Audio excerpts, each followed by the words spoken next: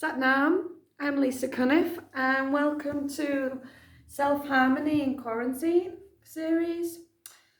So this morning I am feeling extremely bright and fresh, despite yesterday really feeling quite the weight really of how long this quarantine might last and the number of people really affected by this around the world. This morning, thanks to the encouragement of several friends, I decided to try the Wim Hof method. Now, part of the Kundalini yoga practice is actually to take cold showers every day. But I got out of that habit. I used to do it. I did it for well over a year and then periodically. But I got out of the habit, and as with many, positive lifestyle habits, we don't always keep them, even though they benefit us greatly. And this morning I took a cold shower using the Wim Hof breath, and it was amazing. I actually felt hot. Now, this is coming from somebody who generally hates the cold. I'm really a lazy lion who wants to lay in the sunshine, soaking up as many of those vitamin D rays as I can. I have very pale skin, so that's not necessarily good for me, but I really adore heat. I hate the cold. I generally have cold hands and feet. I'm usually cold in the house. But this morning I did the Wim Hof breathing whilst in a very cold shower. It was set on coldest setting. And I actually felt hot. I felt hot. I felt negativity leaving my body. I actually started kind of dancing in the shower and kind of punching and doing a bit of movement, and I felt amazing, and I did about 4 or 5 minutes. So if you haven't heard of Wim Hof yet, I encourage you to check it out. If you've heard of it but haven't tried it yet, I urge you to go and jump in a cold shower right now and practice some of that breathing. It really is amazing, and the impact on the immune system has been tested by doctors. Wim Hof's doing a lot to show the science behind what he's actually practicing. So go check it out and give it a go. The breathing itself reminded me of a Kundalini yoga breathing practice called Breath of Fire, Dragon Breath, which is breathing quickly through an O-shaped mouth.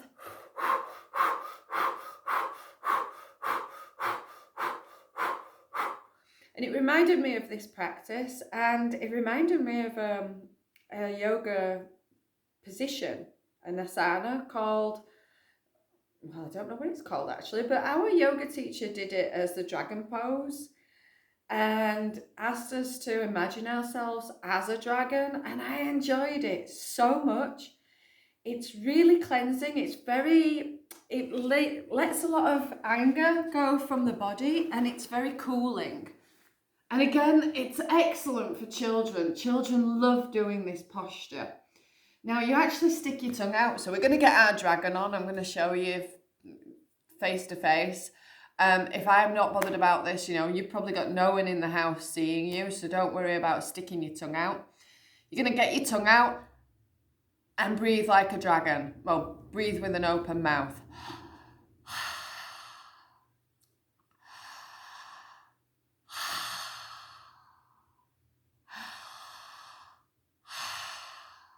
And we're going to imagine ourselves as a dragon as we're doing some movements. This doesn't mean getting really guttural with it. A lot of people, when they're doing this, they get really like...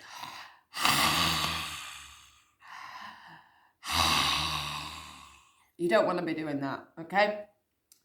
Nice, cool, soothing breaths through an open mouth with the tongue stuck out. The tongue holds lots of toxins, and with the tongue stuck out, you're allowing those toxins to release from the tongue, from the mouth, breathing them out. And this is very deep cleansing for the lungs, this particular breath too. And we're going to do it with a physical movement. Kids love it, okay? So bringing the feet together. If you've got any problems with the lower spine, baby. If you've got any problems with the lower spine, I encourage you to stay in this position.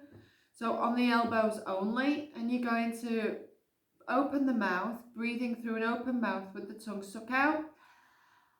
As you lower yourself, and lift yourself. Inhaling up, exhaling down. Inhaling up, exhaling down. Don't lick your mat. They don't taste very nice. I've got a thing about fabric and I've just like kind of caught my tongue on the blanket. Yeah. Avoid licking your mat. If your spine is fine, if you don't have any problems with your lower back, you can bring the feet together, feet touching from at the ankles. Bring your hands directly under the chest, and we're going to inhale under the shoulders, inhaling up, shoulders down, tucking the elbows in, head back, tongue out. Breathe in, breathe out. In, out.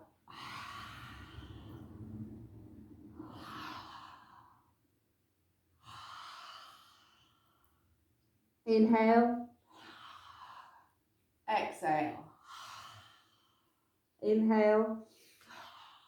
And as you continue this breath, I'm just going to explain a few more things. As you inhale up, you're really pulling in on the navel. So the lift is coming from the core, and your hands pushing against the floor are helping with that movement. But you're not just pushing up from the hands, okay? You're really engaging that core, lifting yourself as much as you can, and then assisting with the hands.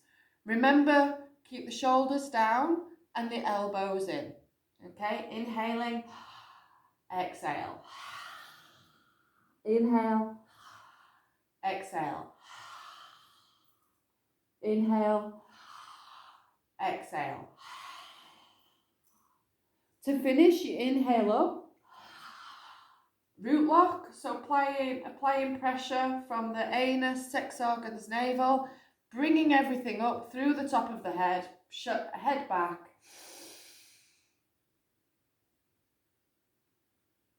Exhale. Inhale one more time.